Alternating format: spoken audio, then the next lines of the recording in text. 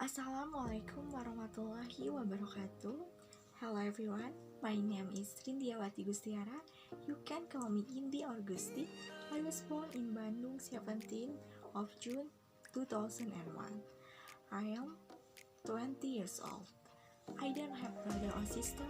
I live with my parents. I live in Babakan Sukahaji Village, number 9 Banjaran, Bandung, West Jakarta.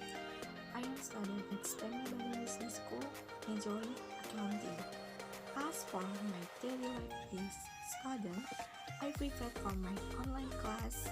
My first class starts at 7 a.m. until 12 p.m. and then I had a lunch with happy meals.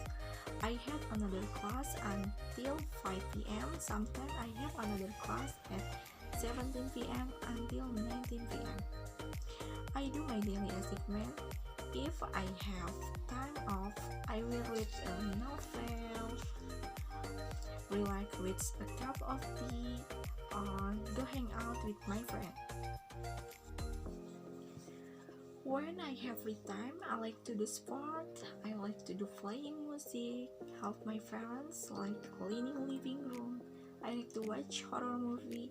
I like to go hang out with friends to party, and I like to learn something new.